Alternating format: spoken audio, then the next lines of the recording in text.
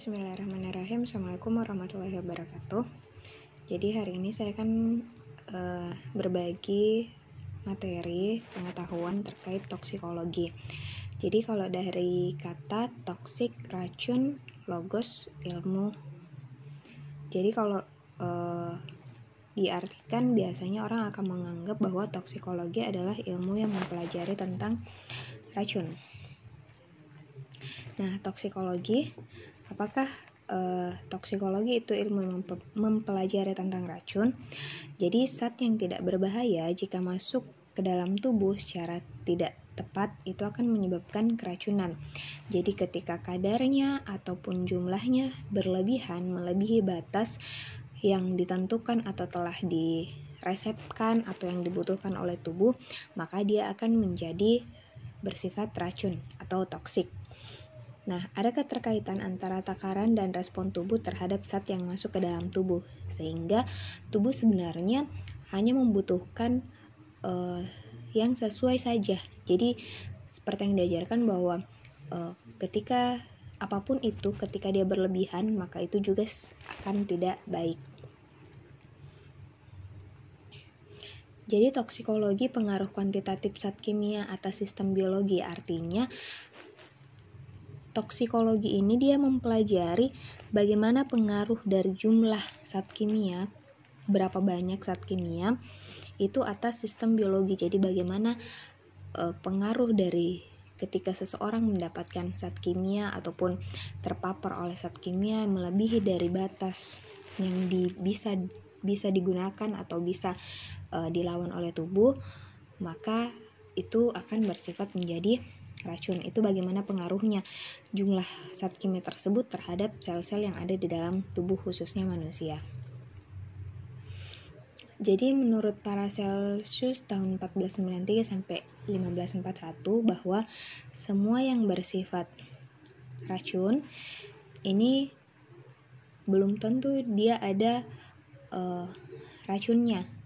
Tapi ketika jumlahnya melebihi atau terlalu banyak, dosisnya terlalu banyak, maka dia akan menjadi bersifat racun dan berbahaya.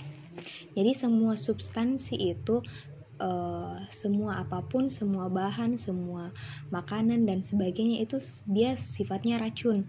Meskipun tidak ada racun di dalamnya, tetapi karena dosisnya terlalu banyak, maka dia akan berubah menjadi toksik atau racun dan itu berbahaya. Nah, toksikologi menurut Loomis di sini ilmu yang mempelajari aksi berbahaya zat kimia atas sistem biologi. Kemudian menurut Doll dan Bruce, ilmu yang mempelajari pengaruh zat kimia yang merugikan atas sistem biologi. Dan menurut Timbrell, itu toksikologi adalah interaksi antara zat kimia dan sistem biologi. Jadi bagaimana pengaruh-pengaruh dari unsur kimia itu menyebabkan kerusakan pada biologi atau sel yang ada di dalam tubuh. Arti penting toksikologi itu dapat mengevaluasi keberbahayaan zat kimia sehingga dapat ditentukan batas keamanannya, penting untuk perkembangan produksi obat, pestisida, zat tambahan makanan, dan lain-lain. Jadi toksikologi penting dipelajari dan penting harusnya diketahui oleh baik itu produksi makanan, kosmetik, racun tanaman, dan sebagainya. Racun hama, itu untuk mengetahui apakah ketika jumlahnya sekian, maka apakah itu masih tetap aman ataupun ternyata akan membahayakan si pengguna atau si manusianya. Itu harus diperhatikan dengan baik. Nah, ruang lingkup toksikologi, jadi ada yang namanya toksikologi lingkungan. Jadi toksikologi lingkungan itu menguraikan pemejanan atau dia mengeksposur, melihat secara luas bagaimana zat kimia itu, baik itu pencemar lingkungan, makanan, dan air yang tidak disengaja pada jaringan biologi, lebih khususnya manusia. Jadi misalnya bagaimana ketika ada limbah yang masuk ke dalam sungai, kemudian sungai tersebut ternyata sering dipakai mandi oleh masyarakat, atau misalnya ada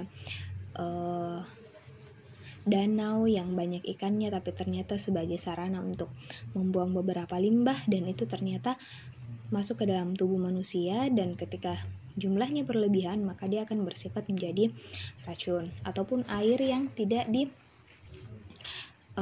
dengan baik, otomatis karena air lebih banyak yang diminum oleh orang dan kebutuhannya lebih tinggi, sehingga itu harus dipastikan airnya adalah air yang aman. Kemudian toksikologi ekonomi menguraikan pengaruh berbahaya zat kimia yang sengaja diberikan pada jaringan biologi dengan maksud untuk mendapatkan pengaruh atau efek bermanfaat yang khas, misalnya obat, zat makanan, ataupun pestisida. Jadi misalnya kayak obat kan memang dibutuhkan oleh tubuh, artinya sengaja diberikan oleh tubuh, namun ketika jumlahnya berlebihan maka otomatis akan menimbulkan efek samping. Kemudian toksikologi kehakiman itu mengenangani aspek medis dan aspek hukum atas pengaruh berbahaya zat kimia, baik yang dipajankan secara sengaja ataupun tidak sengaja. Jadi toksikologi kehakiman itu untuk mengetahui atau memberikan dasar hukum ketika ada makanan-makanan yang ternyata akan memberikan efek yang negatif kepada si pengguna atau konsumennya. Nah, baik itu yang secara sengaja atau tidak sengaja, artinya baik misalnya kayak rokok kan sudah jelas-jelas dipaparkan apa zat yang terkandung, apa bahayanya, cuman itu tergantung lagi kembali kepada si penggunanya. Yang jelasnya yang produksi itu telah melampirkan aspek-aspek yang bisa membahayakan si pengguna. Kemudian, obat dapat menimbulkan efek yang tidak diinginkan yang berkaitan dengan dosis yang diberikan. Jadi mulai dari efek samping, side effect, efek merugikan, adverse effect, dan efek toksik atau toxic effect. Jadi side effect, efek yang tidak berbahaya atau merugikan, misalnya mulut kering, atau sedasi karena antihistamin. Sedasi itu adalah efek mengantuk dari obat. Jadi ada beberapa, misalnya kayak obat batuk.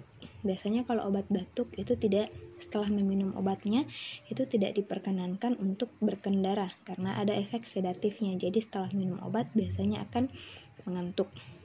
Kemudian efek dapat ditoleransi dan obat bermanfaat untuk pengobatan. Jadi efeknya itu masih bisa ditoleransi, masih bisa dipahami bahwa ada kenapa pada saat orang batuk memunculkan efek mengantuk itu supaya pada saat dia tidur maka otomatis waktu atau frekuensi batuknya itu akan berkurang. Kemudian adverse effect, efek yang merugikan dan berbahaya, misalnya diare terus-menerus, muntah, gangguan sistem saraf pusat yang menyebabkan bingung, kerusakan organ karena konsumsi obat jangka panjang. Jadi kalau adverse effect itu adalah efek yang merugikan karena ketika misalnya dia diare terus-menerus atau muntah, maka dia akan berisiko dehidrasi. Nah, ketika dia dehidrasi, itu akan memunculkan masalah baru, gejala baru, karena dia harus dilakukan penggantian cairan, baik itu melalui oralit ataupun dengan menggunakan cairan infus. Nah, ketika selain itu, kalau misalnya efeknya ternyata bermasalahnya ke sistem saraf, otomatis itu akan lebih parah lagi efeknya. Dan ada beberapa kerusakan organ karena konsumsi obat jangka panjang. Ada beberapa obat dia yang dia itu diolahnya di hati, ada yang di ginjal, sehingga semakin lama dia mengkonsumsi obat tersebut, maka kerja ginjal ataupun kerja hati juga akan semakin berkurang. Kemudian toxic effect itu efek yang sangat berbahaya atau mengancam kehidupan. Jadi pemberian obat dihentikan atau diberi terapi suportif atau antidotum. Jadi kayak obat-obat yang ternyata efeknya langsung bisa dapat mematikan atau bisa membuat orang itu menjadi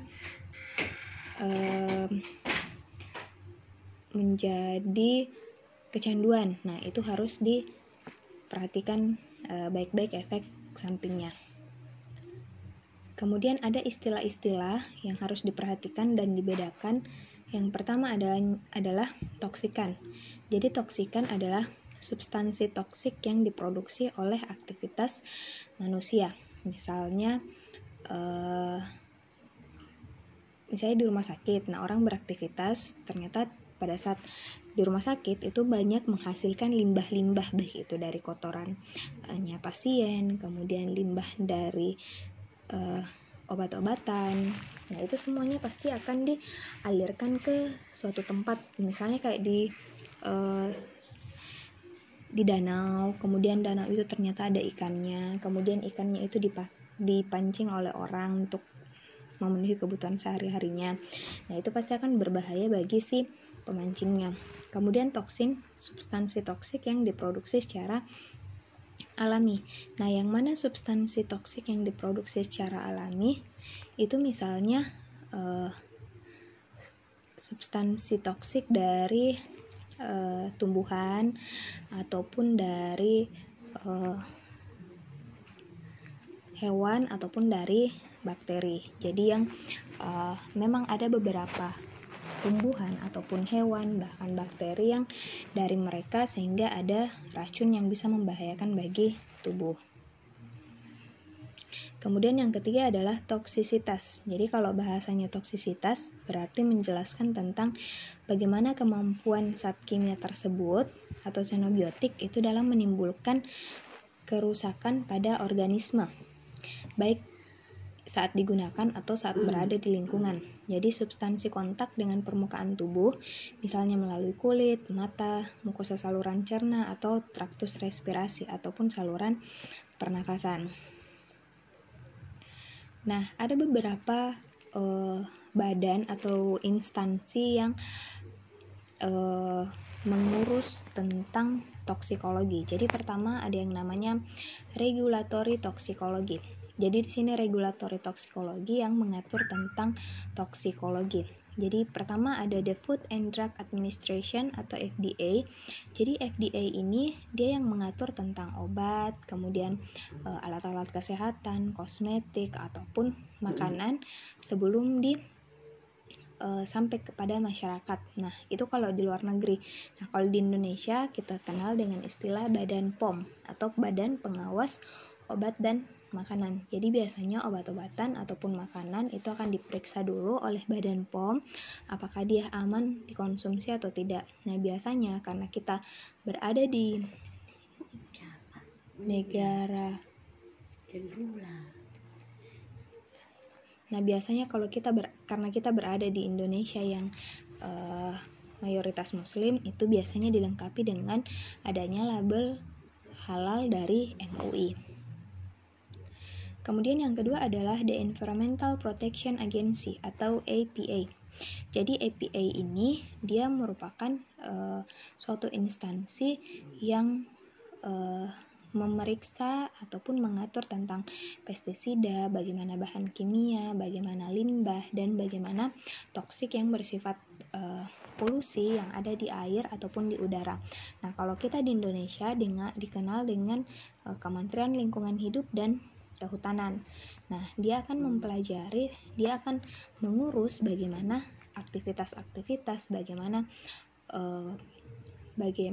perusahaan tersebut atau bagaimana kantor-kantor yang ada limbahnya itu sehingga tidak akan mencemari lingkungan ataupun air bahkan udara. Nah, yang ketiga adalah the Occupational Safety and Health Administration atau OSHA. Nah, di sini dia instansi yang bertugas untuk menjaga agar karyawannya ataupun pekerjanya itu terhindar dari kondisi yang membahayakan ketika dia bekerja, atau bagaimana supaya pekerjanya itu tetap dalam kondisi yang safety. Nah, kalau kita biasa kenal dengan istilahnya kalau di industri ataupun di tempat kerja itu harusnya ada yang namanya bagian K3 atau keselamatan dan kesehatan kerja. Bagaimana mereka bisa menjaga agar setiap pekerja itu tetap dalam kondisi selamat, sehat pada saat dia bekerja. Terus yang keempat adalah the Consumer Product Safety Commission. Nah, kalau ini dia yang bertugas untuk mengatur apa yang digunakan di rumah, di sekolah, di tempat rekreasi, dan itu tidak diatur oleh FDA atau EPA. Jadi tidak diatur oleh yang memeriksa makanan, memeriksa obat-obatan, ataupun memeriksa limbah yang bisa membahayakan lingkungan, air, ataupun udara. Ini selain itu diperiksa oleh Badan The Consumer Product Safety Commission. Nah, nasib zat toksik dalam tubuh. Jadi zat toksik masuk dalam tubuh itu melalui dua cara. Jadi intravaskular itu bisa melalui intravena, intrakardial, atau intraarteri. Jadi memasukkan obat-obatan atau zat berbahaya melalui intravena ataupun langsung ke jantung ataupun melalui arteri. Kemudian yang kedua adalah jalur ekstravaskular. Jadi jalur ekstravaskular berarti di luarnya pembuluh darah, baik itu melalui oral, berarti mulut, kemudian inhalasi, dihisap, IM, intramuskular, SC subkutan, ataupun IP.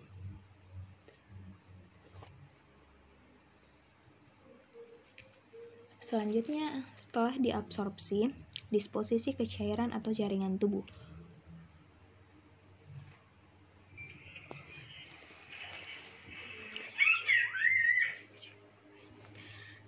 Jadi, setelah obatan tersebut masuk ke dalam tubuh, kemudian selanjutnya adalah distribusi. Jadi, memungkinkan zat beracun itu mencapai sel atau jaringan ke reseptor ataupun di mana zat racun ataupun zat kimia tersebut dia bereaksi. Kemudian yang kedua adalah eliminasi. Jadi zat yang toksik tersebut dia akan dikeluarkan dari tubuh ataupun dimetabolisme terlebih dahulu sebelum diekskresikan.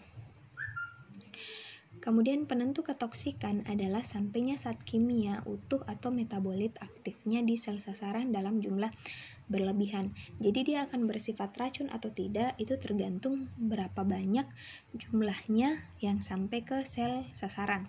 Karena kan di dalam tubuh ada hati, hepar. Nah, hepar kan berfungsi untuk dia sebagai penetral racun atau zat toksik. Jadi ketika ada racun yang masuk ke dalam tubuh dan jumlahnya berbahaya, itu biasanya akan dinetralisir dulu oleh hati, kemudian selebihnya itu akan beredar di dalam pembuluh darah. Jadi ketika zat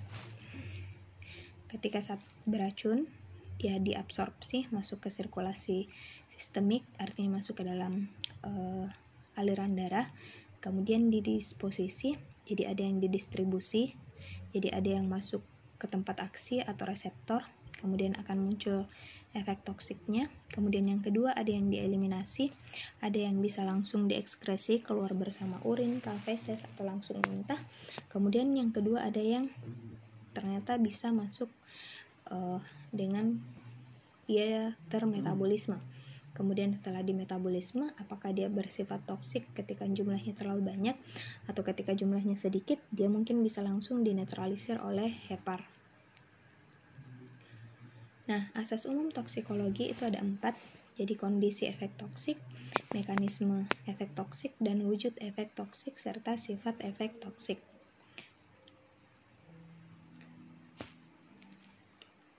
Nah, kondisi efek toksik itu adalah keadaan atau faktor yang mempengaruhi efektivitas absorpsi, distribusi, dan eliminasi zat beracun dalam tubuh akan menentukan keberadaan zat kimia utuh atau metabolitnya dalam sel sasaran ataupun tempat kerjanya. Jadi, kondisi efek toksik maksudnya toksik ini akan berbahaya atau memberikan efek yang buruk kepada seseorang atau manusia, itu juga dipengaruhi oleh sasarannya. Jadi keadaan fisiologis misalnya berat badan, umur, suhu tubuh, kecepatan pengosongan lambung, kecepatan aliran darah, status gizi, kehamilan, genetika, dan jenis kelamin. Jadi kalau misalnya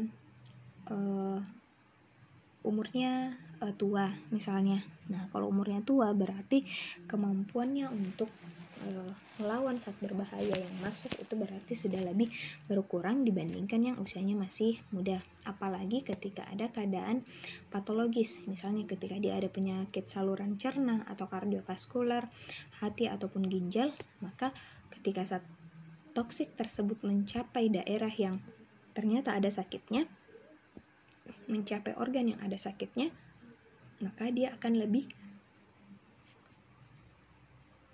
mudah untuk meracuni atau memberikan efek yang buruk pada organ tersebut. Yang kedua adalah mekanisme efek toksik. Jadi keberadaan zat kimia dalam tubuh itu menimbulkan efek toksik melalui dua cara. Jadi toksik intrasel dan toksik ekstrasel. Nah, toksik intrasel di sini seperti saja bahasanya, intrasel berarti toksik yang diawali dengan interaksi secara langsung antara zat kimia atau metabolitnya dengan reseptornya. Artinya kalau toksik intrasel ini toksik dia langsung bersentuhan dengan sel ataupun reseptornya. Kemudian kalau toksik ekstrasel itu toksisitas secara tidak langsung dengan mempengaruhi lingkungan sel sasaran tapi dapat berpengaruh pada sel sasaran. Kalau ini dia akan memberikan efek ke daerah interstisial atau sekitar sel, tapi ketika interstisialnya sudah terpengaruh, otomatis itu akan mempengaruhi juga bagian selnya. Wujud efek toksik merupakan perubahan biokimia, fungsional atau struktural yang terjadi dalam tubuh. Wujud efek toksik dapat berupa gabungan dari perubahan di atas, misalnya perubahan struktural berakibat terjadi perubahan biokimia atau fungsi dari sel. Perubahan biokimia dapat sebabkan perubahan fungsional. Contohnya, ketika sianida seseorang mengkonsumsi makanan ataupun minuman yang mengandung sianida, maka sianida akan menghambat transport elektron sehingga menghambat respirasi sel dan gangguan pasok energi. Jadi ketika ada sianida yang berhasil masuk ke dalam tubuh, maka sianida ini akan menghambat sel untuk bisa mengambil oksigen yang disediakan, sehingga itu akan menghambat terjadinya proses respirasi sel. Kemudian sifat efek toksik. Jadi sifat efek toksik itu ada reversibel dan irreversibel. Di sini apa maksudnya terbalikkan dan tidak terbalikkan? Nah, kalau reversibel, bila zat toksik dalam tempat kerjanya atau reseptornya habis, maka reseptor akan kembali ke kedudukan semula. Jadi efek toksik akan cepat kembali normal dan ketoksikan sangat bergantung pada dosis, kecepatan absorpsi, distribusi, dan eliminasi racun. Jadi kalau misalnya jumlahnya sedikit, walaupun dia sifatnya sangat beracun misalnya. Nah, kalau misalnya jumlahnya hanya sedikit, dosisnya cuma sedikit, dia akan kembali pulih lagi sel yang terserang. Tapi kalau irreversibel atau tidak terbalikkan, kerusakan bersifat permanen, paparan berikutnya akan sebabkan kerusakan yang sifatnya sama, memungkinkan terjadinya akumulasi efek toksik. Paparan dengan dosis yang sangat kecil dalam jangka panjang akan menimbulkan efek toksik yang sama efeknya dengan paparan dosis besar jangka pendek. Ini berarti zat racun sangat sulit dieliminasi. Jadi meskipun dosisnya kecil, tapi dia diberikan dalam jangka waktu yang panjang, itu efeknya akan sama dengan dosisnya besar walaupun diberikan dengan jangka pendek. Oke, mungkin itu saja pemaparan tentang toksikologi, semoga bisa dipahami. Terima kasih. Assalamualaikum warahmatullahi wabarakatuh.